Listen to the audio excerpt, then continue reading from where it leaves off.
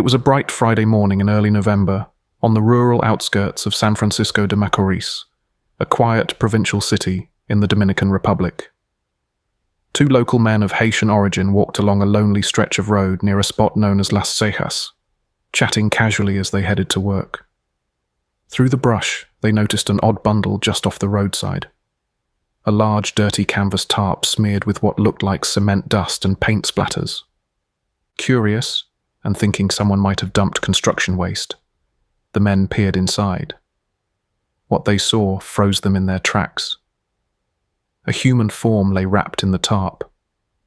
Gathering their nerves, they pulled it open, and the sight was utterly horrific. It was the body of a young woman. Her hands and feet were bound with cloth, and a shoelace and rag were cinched tightly around her neck as a crude ligature.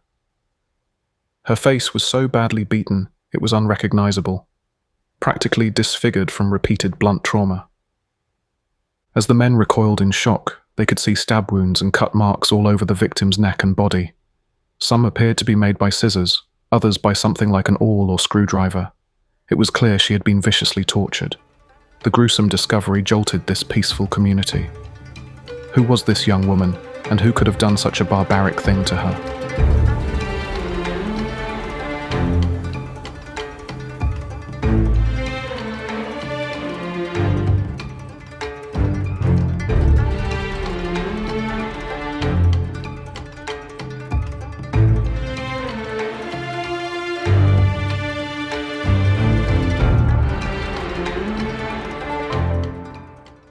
The police arrived swiftly and gingerly removed the tarp from the bushy roadside. Investigators noted the grisly details. The victim's face had been pulverized by heavy blows, her skin bruised and swollen beyond recognition. Deep cuts from scissors crisscrossed her neck and torso, and later examination would find puncture wounds consistent with screwdrivers or similar sharp tools. A single sneaker was on one of her feet. The other shoe was found a short distance away, as if it had been flung off in a struggle. Around her neck, a sneaker's shoelace was knotted together with a piece of cloth, embedded cruelly into her skin. The makeshift garrote had been pulled so tight that it crushed her throat, apparently used to strangle or hang her. Whoever dumped the body had also gagged her mouth and tied her wrists and ankles with strips of fabric, as if even in death they meant to keep her bound and silent. This was no ordinary murder. It was overkill, personal and rageful. Seasoned officers at the scene shook their heads in disbelief. Even in a country sadly no stranger to violent crime, this level of savagery was virtually unheard of in their town. The young woman was soon identified as 19-year-old Juanny Lohara Tavárez Rosario, a local architecture student. Lohara's family had already reported her missing earlier that morning. She had never arrived at her father's house the night before, November 5, 2009, as expected. Lohara was a bright, friendly sophomore at the Universidad Católica Nordestana, known for her warm smile and ambition to become an architect. She split time between her separated parents' households, and that Thursday evening she was supposed to visit her father. When she didn't show up or answer her phone, her worried father and stepmother began calling around to friends. By dawn, panic was setting in. Now their worst fears were confirmed in the most horrifying way imaginable. An officer had to deliver the news that a body matching Lohara's description, clothing, build, jewelry, had been found in a bloody tarp out on an empty lot. Lohara's father and stepmom rushed to the scene, only to be held back behind police tape. They could only identify her from personal items, because her face, no parent should ever see their child the way Lohara was found. As word spread, San Francisco de Macorís was in shock. Lohara's murder was front-page news and the sole topic of conversation in town. Neighbors and classmates were horrified that such a brutal crime could happen to a well-liked young student from their community. The manner of killing, the hours of torture evident on her body, made people's stomachs turn. Rumors flew wildly. Why would anyone do this to Lohara? Initial theories ran the gamut. Some wondered if she had been targeted by a deranged killer, or caught up in something sinister she knew nothing about. Others whispered about the drug trade. The Dominican Republic's narco underworld has a reputation for brutal executions, and dismemberment or torture is often a cartel's calling card. Could this have been a case of mistaken identity, with Lohara falling victim to gang retribution meant for someone else? But Lohara was an innocent student with no known ties to any criminal activity. She lived at home, went to classes, hung out with friends. Nothing that suggested a secret life or enemies. The sheer barbarity of the killing led some to suspect a personal vendetta. This was the kind of savagery driven by wrath. As one local journalist put it, Lohara's slaying robbed the entire city of its peace. People locked their doors at night, afraid a sadistic killer was on the loose. Police investigators from the Duarte Province Homicide Unit took charge of the case, combing the scene for evidence. Under the morning sun, technicians carefully catalogued everything in and around that paint-stained tarp. They found an odd clue. Tucked alongside Lohara's body were some personal documents, identification cards and papers that did not belong to her. The documents bore the name Maria Teresa Medina Molina. This struck detectives as strange. Why would someone else's ID be at the dump site of Lohara's corpse? It looked almost planted. Investigators soon learned that those documents had been reported stolen just a few days before. In fact, on November 1st, Ms. Medina Molina had been mugged while walking in a nearby neighborhood called Urbanización Piña. According to her police report, a young man had snatched her purse, which contained her ID cards, a small notebook, and 2 cell phones. Now those very items, her IDs and notebook, had turned up next to Lohara's body. Could the same perpetrator be involved in both crimes? It seemed a big coincidence to ignore. Perhaps Lohara had been killed during a robbery by the same thief. But if so, the level of torture went far beyond any typical mugging gone wrong. It didn't add up. Investigators began to suspect that the thief might have left those stolen IDs with Lohara's body on purpose, a clumsy attempt to mislead police and send them down the wrong path. Nonetheless, the police followed every lead. They quickly put together that a 17-year-old suspect from town had been wanted for that November 1st purse-snatching incident. He was a local teen from the Los Maestros sector, already on their radar for petty crime. Now, with evidence from the murder scene tying him to the case, the urgency to find this juvenile suspect intensified. But the young man had seemingly gone into hiding. In fact, word on the street was that he was being threatened and pursued by unknown individuals around that time.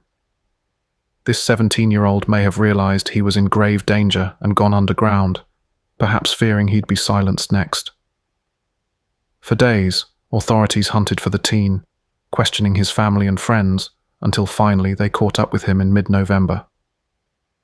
When they brought him in for interrogation, the case took a jaw-dropping turn. Faced with seasoned investigators, the 17-year-old, his identity protected by law due to his age, cracked and revealed an astonishing confession. He admitted that he was involved in Lohara Tavárez's murder. In fact, he claimed he was one of the perpetrators who had abducted, tortured, and killed her. But he was not acting alone. Not by a long shot. According to the teen's statement, given in the presence of his lawyer and a prosecutor, the brutal killing was a contract hit, a premeditated murder for hire orchestrated by someone else. And the person who ordered the hit was not a gangster or cartel boss, but a woman well known in their community. Maria Magdalena Marizan Flores, better known around town as Elena. At that name, the detective's jaws dropped.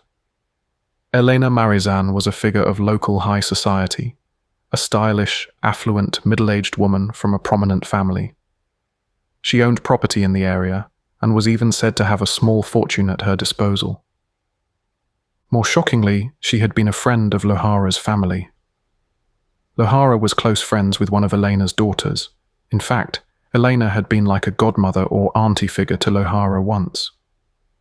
The revelation that this respectable, well-to-do family friend might have masterminded a teenager's torture murder was beyond anyone's imagination. Yet the young suspect insisted it was true, and he had details to back it up. Investigators had already heard Elena's name whispered in rumors, almost from the day Lohara's body was found. Many locals immediately recalled that Elena Marizan had shown intense hostility toward Lohara in recent months. She had openly believed that Lohara was a mala influencia, a bad influence, on her own teenage daughter. The two girls, Lohara and Elena's daughter, were close friends despite coming from different social circles. Lohara was outgoing and fun-loving. Some said she had a bit of a rebellious streak typical of college freshmen, maybe going to parties or dressing stylishly. Elena, a strict and somewhat overbearing mother, apparently disapproved of how Lohara lived her life and the effect she might have on her daughter's behavior. Neighbors would later testify that Elena had repeatedly warned Lohara to stay away from her daughter, even threatening her in ominous terms. Things had escalated a couple of months before the murder.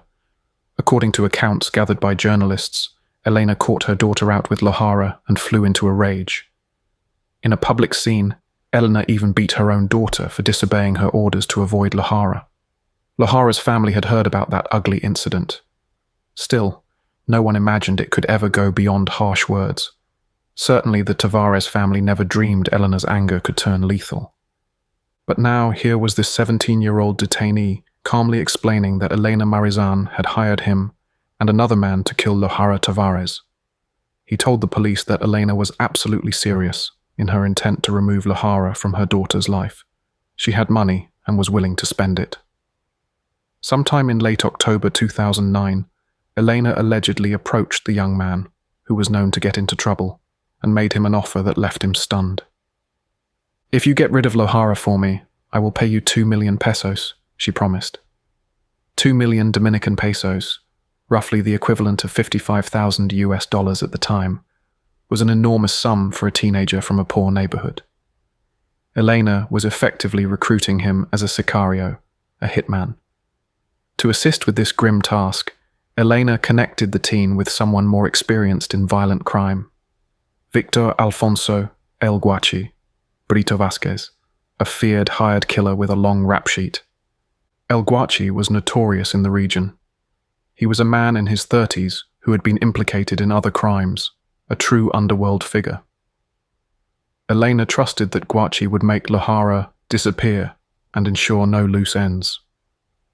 The 17-year-old was to be his helper. According to the teenager's statement, on the night of November 5th, 2009, he and El Guachi lay in wait for Lohara. They knew she would be heading to her father's house that evening. Under Elena's alleged instructions, they set a trap. The boy claimed that he forced Lohara to get on the back of a motorbike, a small Pasola scooter that Guachi was driving as she walked along a street that night. How exactly they coerced her is unclear. The teen said he threatened her, though he apparently did not even display a weapon. Perhaps Lohara, startled and frightened by two men blocking her way, complied out of fear. They whisked her away to a secluded property in Las Cejas, likely an empty house or walled lot owned by Elena or one of her contacts. In that dark, hidden place, the true nightmare began for Lohara. Guachi and the teen tied her up and proceeded to torture her for hours. Later, forensic examiners would conclude that Lohara suffered prolonged abuse. Her face was smashed with blunt force, her breasts mutilated, her nipples cut off with scissors, and countless stab wounds inflicted with sharp tools. It was as if her attackers wanted to inflict maximum pain before death. Perhaps Elena had chillingly instructed them to make her suffer. Finally, when Lohara was barely clinging to life, they ended her agony by strangling her with one of her own shoelaces, tightening it around her neck until she stopped breathing. The brutality defied comprehension. Even seasoned investigators would later describe the killing as abominable and barbaric. Unbeknownst to the killers, their torture session did not go entirely unheard. Sometime that night, a traffic policeman, an AMET officer, on duty nearby, reportedly heard the faint screams of a young woman coming from behind the walls of a property in Las Cejas. He couldn't tell exactly where it was coming from, but the cries sounded desperate. That officer would later confide to a colleague that he suspected a kidnapping or assault was happening behind that wall. Tragically, before he could mount any effective response, the situation took a deadly turn for him as well. That traffic cop was found murdered not long after, in what appeared to be an execution-style killing. And he wasn't the only additional victim. Investigators learned that on the same night, The taxi driver whose car had been used to transport Lohara had also turned up dead under suspicious circumstances. In other words, the conspirators systematically eliminated any witnesses to their crime. It was chilling proof of how far this plot went. The teenage accomplice later admitted that after killing Lohara, he and El Guachi wrapped her body in that paint-stained canvas and drove out to the desolate roadside to dispose of it. Before leaving, he scattered the stolen IDs from a previous robbery next to the corpse, hoping to throw off investigators. Then they vanished into the night. The plan might have worked, framing the murder as the work of unknown bandits, if not for solid police work and the overwhelming outrage that kept pressure on the case. With the 17-year-old's confession implicating Elena Marizan and El Guachi Brito, authorities swiftly moved to arrest those two. In truth, Elena was already under suspicion and had been detained days earlier after Lohara's funeral due to the public outcry pointing toward her.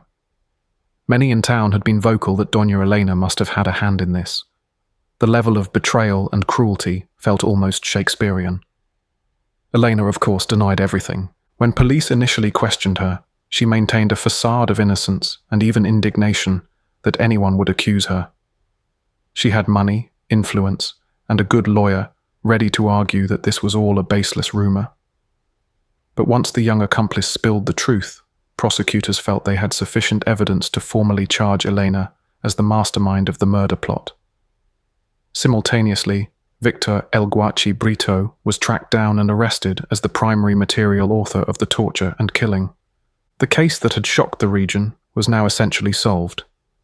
The quiet, pretty architecture student had been brutally slain at the behest of a wealthy family friend who deemed her a bad influence on her daughter and who had hired a contract killer and a disposable teenage henchman to do the unthinkable. When this information became public, the Dominican media had a field day. The story had everything: class division, a high society villain, betrayal of trust, and unspeakable violence. National newspapers and TV channels descended on San Francisco de Macorís.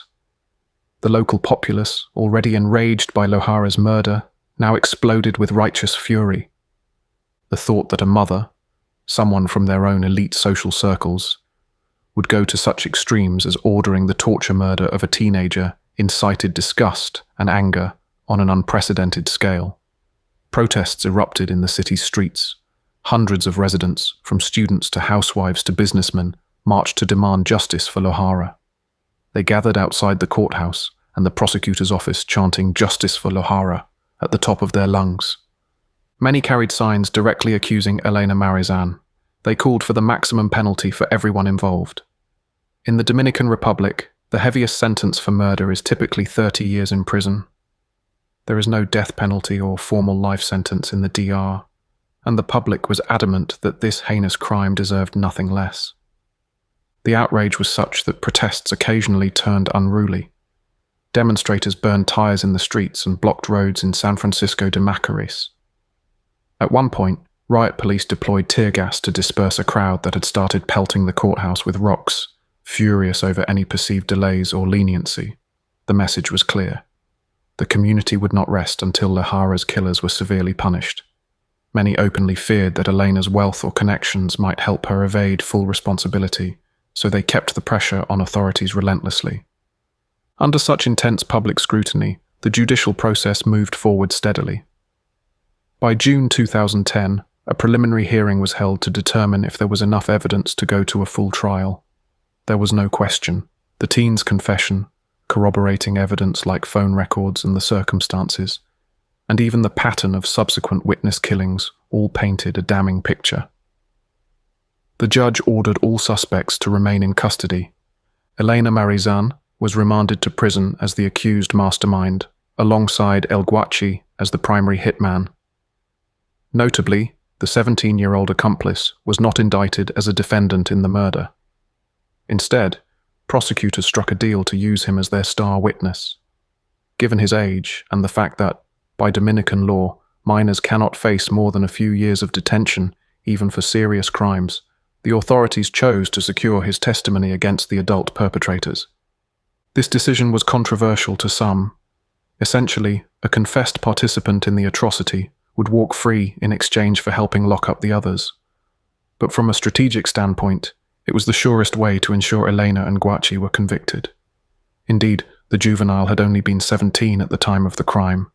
Under the Dominican Código del Menor, the maximum penalty for a minor is generally 5 years, and you cannot try a 17-year-old as an adult as might be done in other countries. In the end, the boy was never formally sentenced for Lohara's murder. By cooperating, he likely spent some time in juvenile custody for the robbery, but was released while still a young man.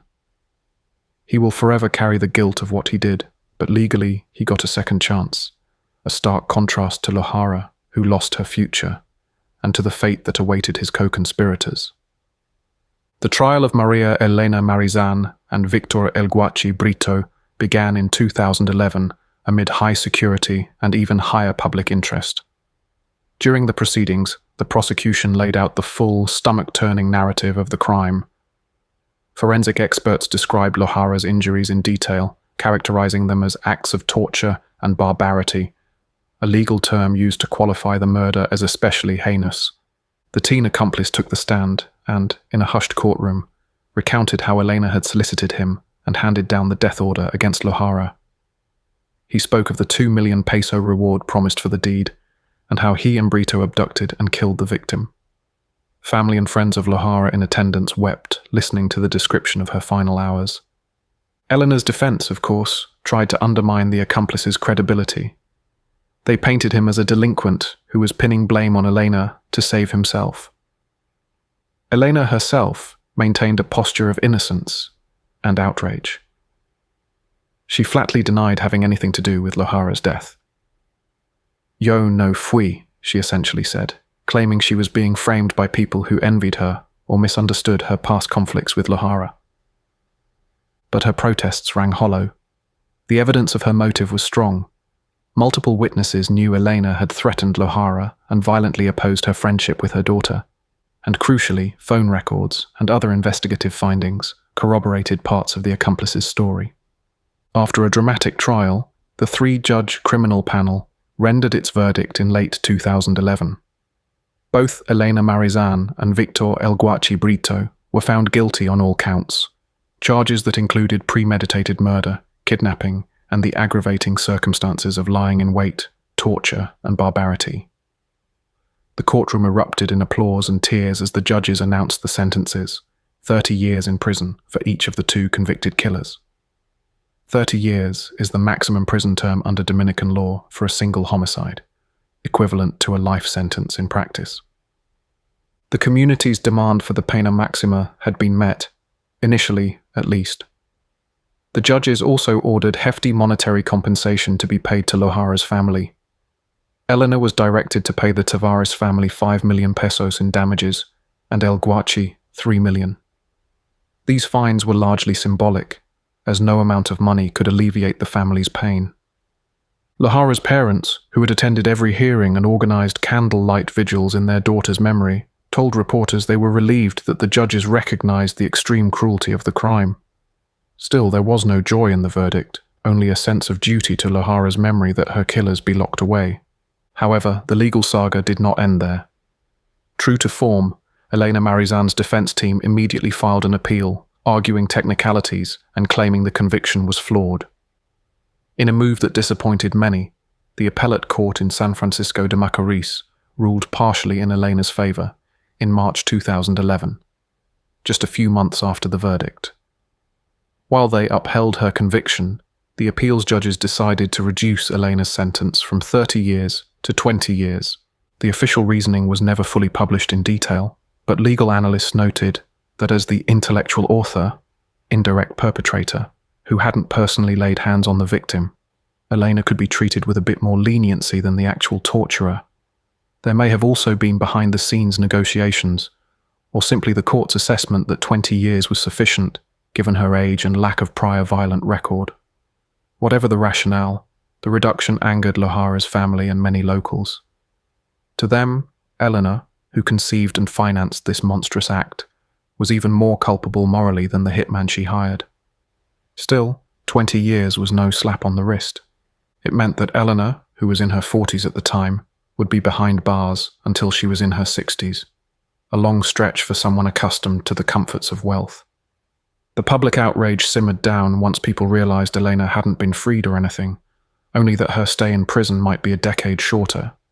Prosecutors appealed the sentence reduction, hoping to reinstate the 30 years, but ultimately the case reached the nation's highest court without further changes. In May 2012, the Supreme Court of Justice of the Dominican Republic affirmed the convictions and the 20-year and 30-year penalties for Elena and El Guachi, respectively, making them final and irrevocable. Elena Marizan was sent to a women's prison, Centro Correccional Juana Núñez in Salcedo, to serve her 20-year sentence. By all accounts, the once elegant society lady struggled with the harsh reality of prison life. She reportedly kept to herself and found religion behind bars, though skeptics saw her piety as performative. To this day, Elena insists she's innocent. In her version, she was framed by unscrupulous individuals, and she had nothing to do with Lohara's death. Meanwhile, Victor El Guachi Brito began serving his 30-year sentence at Vista al Valle Penitentiary, a facility in San Francisco de Macorís known for holding dangerous felons. But Guachi's fate took a bloody turn not long after. In October 2012, 3 years into his term, El Guachi was killed during an alleged prison escape attempt. The official report claimed that Guachi and several other inmates staged a violent breakout, and in the ensuing manhunt, police cornered them, and there was a shootout resulting in Guachi's death. However, a subsequent investigation and leaked video footage strongly suggested that this was no spontaneous shootout. It appeared the fugitives were recaptured and then extrajudicially executed by police officers outside the prison walls. In the video that emerged, officers were seen placing a bulletproof vest on a surrendered prisoner and then shooting him, as if to fabricate a scene of armed confrontation. Human rights groups cried foul. The implication was that someone, perhaps within law enforcement, wanted these particular inmates dead. Notably, local organizations pointed out that 3 key figures in the Lohara Tavárez case died under suspicious circumstances around that time. Among them was El Guachi, and another was the traffic police officer who had heard screams. Guachi had been convicted and sentenced to 20 years in prison for that officer's killing as well. The third was possibly an associate who knew details of the crime. Some in San Francisco de Macorís murmured darkly that these deaths were too convenient. Was it a clean-up operation to tie off loose ends that could implicate others? Or simply vigilante justice against a notorious hitman? There is no evidence that Elena Marizan had any hand in those later events, and by then she herself was locked in a cell. It remains an eerie epilogue that the man who so cruelly snuffed out Lohara's life met a violent end himself, and so soon. For years afterward, the Tavárez family kept Lohara's memory alive. On every November 6th, the anniversary of her death, they held a memorial mass and lit candles in her honor. Her friends from university would gather to share stories, remembering the vivacious young woman who should have been designing buildings and starting her career had her life not been stolen. As for Maria Elena Marizan, she has spent the last decade and a half behind bars, reportedly with few visitors aside from occasional family. In 2022, having served around 13 years of her term, Elena became eligible to request parole under Dominican law. True to form, she applied for it, asserting that she had been a model prisoner and even insisting to the parole board that she was innocent of the crime. When news of her parole bid reached San Francisco de Macorís, it triggered fresh anger.